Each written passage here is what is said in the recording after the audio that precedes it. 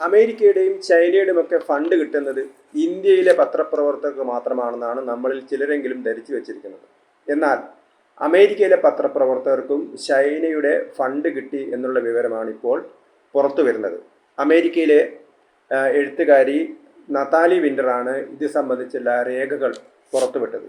അമേരിക്കയിൽ FARA എന്ന് പറയുന്ന ഒരു സംവിധാനമുണ്ട്. അതായത് ഫോറിൻ ഏജൻറ് രജിസ്ട്രേഷൻ ആക്ട്. ഈ FARAയിലെ ഫയലിങ്ങുകളിൽ അടിസ്ഥാനപ്പെടുത്തിയിട്ടാണ് അവർ തങ്ങളുടെ രാജ്യത്ത്, അതായത് അമേരിക്കയിൽ പ്രവർത്തിക്കുന്ന പത്രലേഖകർ, റിപ്പോർട്ടർമാർ, അവർ മറ്റ് രാജ്യങ്ങൾക്ക് വേണ്ടി എങ്ങനെയാണ് പ്രവർത്തിക്കുന്നത് എന്നുള്ളതിൻ്റെ പേരുകൾ പുറത്തേക്ക് കൊണ്ടുവന്നത്. ഒരുപക്ഷെ നേരിട്ട് ഇവരുടെയൊക്കെ പേരുകൾ നമുക്ക് FARA ഫയലുകളിൽ കാണാൻ കഴിയില്ലെങ്കിലും ആ ഫയലുകളിൽ നിന്ന് തപ്പിയെടുത്ത, അതായത് ആ സമയത്ത് ആരൊക്കെയാണ് ചൈനയിൽ പോയത്, അവരുടെ ലേഖനങ്ങൾ എന്തൊക്കെയായിരുന്നു തുടങ്ങിയ വിവരങ്ങൾ, അവരുടെ ആ ബ്രോഷറുകൾ, ഇതൊക്കെ തട്ടിച്ച് നോക്കിയാണ് എത്ര ലേഖകന്മാരാണ് ചൈനയ്ക്ക് വേണ്ടി റിപ്പോർട്ടുകൾ എഴുതിയത്, ചൈനയിലേക്ക് പോയത്, ചൈനീസ് കമ്മ്യൂണിസ്റ്റ് പാർട്ടിയുടെ ധനസഹായം സ്വീകരിച്ചത്, അവരുടെ യാത്രാ സൗജന്യങ്ങൾ, വിദേശയാത്രകൾ, ചൈനയിലേക്കുള്ള യാത്രകൾ തരപ്പെടുത്തിയത് എന്നുള്ള വിവരങ്ങളാണ് നതാലി വിൻ്റർ പുറത്തുവിട്ടിരിക്കുന്നത്. സബ്സ്റ്റാക്കിൽ പുറത്തുവിട്ട ഈ വിവരങ്ങളാണ് ഇപ്പോൾ ലോകമാകെ ചർച്ച ചെയ്യപ്പെടുന്നത്.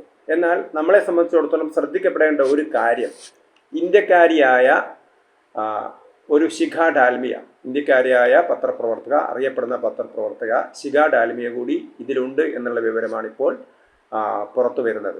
ശിഖ ഡാൽമിയയെ സംബന്ധിച്ചിടത്തോളം നിരവധി അമേരിക്കൻ പത്രങ്ങളിൽ അവർ എഴുതുന്നുണ്ട്. ന്യൂയോർക്ക് ടൈംസിൽ അവർ എഴുതുന്നുണ്ട്, വാൾ സ്ട്രീറ്റ് ജേണലിൽ എഴുതുന്നുണ്ട്, ബ്ലൂംബർഗിൽ എഴുതുന്നുണ്ട്. അങ്ങനെ നിരവധി മാധ്യമങ്ങളിൽ സ്ഥിരമായ കോളം എഴുതുന്ന ആളാണ് ശിഖ ഡാൽമിയ. ഇന്ത്യയുടെ രാഷ്ട്രീയ കാര്യങ്ങളിലും അവർ കാര്യമായിട്ട് ഇടപെടാറുണ്ട് എന്നുള്ളത് മറ്റൊരു കാര്യം.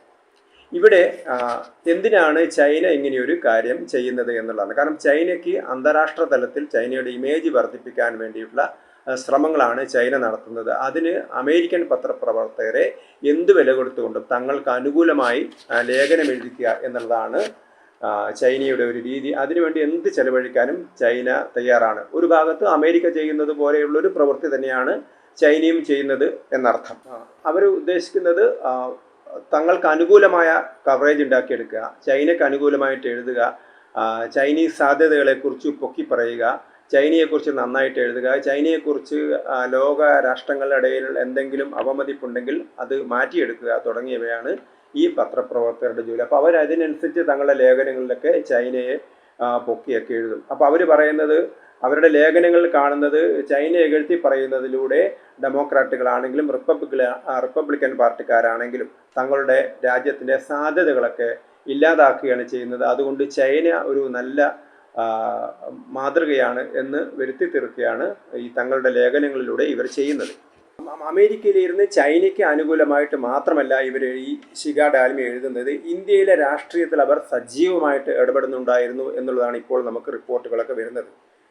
2020 ട്രംപ് ഇന്ത്യയിലേക്ക് വന്നത്. ആ ട്രംപിൻ്റെ ഇന്ത്യ സന്ദർശന സമയത്തും അവർ നിരവധി ലേഖനങ്ങൾ അന്താരാഷ്ട്ര മാധ്യമങ്ങളിലൊക്കെ തന്നെ എഴുതിയിരുന്നു. ഇന്ത്യയെ ഇകഴ്ത്തി കാണിക്കുക എന്നുള്ളതായിരുന്നു ശിഖ ഡാൽമിയയുടെ ലക്ഷ്യമെന്ന് നമുക്ക് മനസ്സിലാവും. കാരണം ഇന്ത്യയിലെ മതസ്വാതന്ത്ര്യത്തെ ട്രംപ് പുകഴ്ത്തിയ സമയത്ത് ട്രംപിൻ്റെ നടപടിയെ വിമർശിക്കുകയാണ് അവർ ചെയ്തത്. അവർ പറയുന്നത് ഇന്ത്യയിൽ ആയിരക്കണക്കിന് മുസ്ലിങ്ങളെ കശാപ്പ് ചെയ്യുകയാണ് ഹിന്ദുക്കൾ ചെയ്തുകൊണ്ടിരിക്കുന്നത് എന്നുള്ള ഒരു പരാമർശമാണ് അവർ നടത്തിയത്. മോദിയൊക്കെ അവർ അതിശക്തമായിട്ട് വിമർശിച്ചിരുന്നു.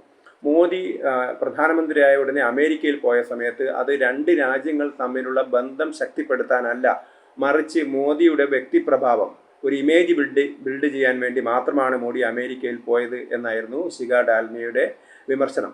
അതുപോലെ തന്നെ ഇന്ത്യയിൽ നിരന്തരമായിട്ട് മുസ്ലിങ്ങൾക്ക് നേരെ ആക്രമണം നടക്കുന്നു എന്നുള്ളതാണ് അവർ കണ്ടുപിടിച്ച് വെച്ചിരിക്കുന്നത്.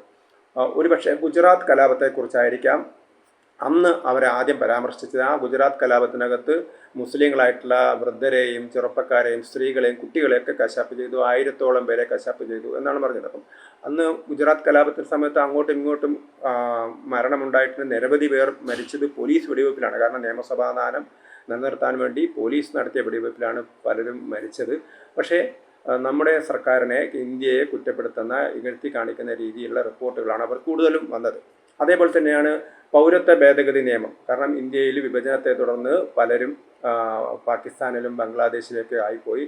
അവിടെയുള്ള ന്യൂനപക്ഷ വിഭാഗങ്ങൾക്ക് ഇന്ത്യയിലേക്ക് തിരിച്ചു വരാൻ വേണ്ടിയിട്ടാണ് പൗരത്വ ഭേദഗതി നിയമം കൊണ്ടുവന്നത്. സാധാരണ എല്ലാവർക്കും ഇന്ത്യയിലേക്ക് വരാം, പൗരത്വം കൊടുക്കും. പക്ഷേ ആ പൗരത്വം കൊടുക്കുന്നത് മറ്റ് രാജ്യങ്ങൾ, ഇന്ത്യക്ക് പുറത്തുള്ള ആളുകളുടെ ന്യൂനപക്ഷങ്ങളായിട്ടുള്ള ആളുകൾ, അതിൽ സിഖുകാരുണ്ട്, ഹിന്ദുക്കളുണ്ട്, മറ്റ് ക്രിസ്ത്യാനികളുണ്ട്, അവർക്കൊക്കെ ഒരു പ്രത്യേക പരിഗണന കൊടുക്കുന്നതായിരുന്നു പൗരത്വ ഭേദഗതി നിയമം, സിറ്റിസൺഷിപ്പ് അമെൻമെൻറ്റ് ആക്ട്. അതിനെതിരായിട്ടുള്ള വലിയ ക്യാമ്പയിൻ നടത്തുന്നതിലും ഈ ഷിഗ ദാൽമിയ മുമ്പിലായിരുന്നു. അവർ പറഞ്ഞത് ഇന്ത്യയിലെ 140 കോടി ജനങ്ങളിൽ ഇന്ത്യയിലെ മുസ്ലിങ്ങളുടെ പൗരത്വം റദ്ദാക്കാനാണ്, അല്ലെങ്കിൽ ആ പൗരത്വം ഇല്ലാതാക്കാനാണ് ഈ നിയമം കൊണ്ടുവന്നത് എന്നുള്ളൊരു തെറ്റിദ്ധാരണാജനകമായ വാർത്തയാണ് അവർ കൊടുത്തത്. സത്യത്തിൽ ഇന്ത്യക്കകത്തുള്ള പൗരന്മാരുടെ പൗരത്വമായിട്ട് യാതൊരു ബന്ധവും ഈ CAAയ്ക്കില്ല. കാരണം പുറത്തുള്ള ആളുകൾക്ക് പൗരത്വം കിട്ടാനുള്ള നടപടികൾ ലഘൂകരിക്കുന്നതായിരുന്നു CAA എന്നുള്ള എല്ലാവർക്കും അറിയാവുന്നതാണ്. പക്ഷേ CAAയെക്കുറിച്ച് തെറ്റിദ്ധാരണാജനകമായ വാർത്തകൾ അന്താരാഷ്ട്ര മാധ്യമങ്ങളിൽ കൊടുക്കുകയായിരുന്നു. അപ്പോൾ ഒരു ഭാഗത്ത് അമേരിക്കയിൽ നിന്ന്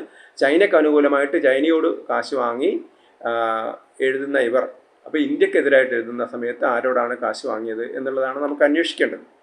അങ്ങനെ നിരവധി വാർത്തകൾ. JNUവിൽ ഇടതുപക്ഷ സംഘടനകളുടെ ഒരു ഏറ്റവും ശക്തി കേന്ദ്രമായിരുന്നു. അവരവിടുത്തെ ദേശീയ വിദ്യാർത്ഥി സംഘടനകളെ, പ്രവർത്തകരെയൊക്കെ ആക്രമിക്കുന്ന സമയത്ത് അങ്ങനെ ചില സംഘർഷങ്ങളൊക്കെ ഉണ്ടായി. ആ സമയത്ത് മോഡിയുടെ ഗുണ്ടകൾ പോയിട്ട് അവിടുത്തെ വിദ്യാർത്ഥികളെ ആക്രമിക്കുകയായിരുന്നു എന്നാണ് അവരെഴുതി. അപ്പോൾ തികച്ചും വസ്തുതാവിരുദ്ധമായ ലേഖനങ്ങളാണ് അന്താരാഷ്ട്ര മാധ്യമങ്ങൾ തനിക്കുള്ള സ്വാധീനം ഉപയോഗിച്ചുകൊണ്ട് അവർ എഴുതിയിരുന്നത്. ഇങ്ങനെ നിരവധി തവണ ആദ്യം തന്നെ മോദി ജയിച്ചാൽ ഇന്ത്യ പാകിസ്ഥാനെ പോലെയാകും എന്നാണ് അവർ പറഞ്ഞത്. അതായത് 2014 തെരഞ്ഞെടുപ്പിന് മുമ്പ് മോഡിയാണ് ഇന്ത്യയിൽ പ്രധാനമന്ത്രി ആകുന്നതെങ്കിൽ ഇന്ത്യ പാകിസ്ഥാനെ പോലെയാവും, ഇന്ത്യയിലെ മുസ്ലിങ്ങളെയൊക്കെ അടിച്ചോടിക്കും എന്നൊക്കെയാണ് അവർ പറഞ്ഞിരുന്നത്. അങ്ങനെ വസ്തുതാവിരുദ്ധവും പ്രകോപനപരവുമായ ലേഖനങ്ങളാണ് അവർ ഇന്ത്യയെക്കുറിച്ചും നമ്മുടെ രാഷ്ട്രീയത്തെക്കുറിച്ചൊക്കെ എഴുതിയിരുന്നത്. അവർ ഇന്ത്യക്കാരിയാണ്, അല്ലെങ്കിൽ ഇന്ത്യൻ വംശജയാണ്.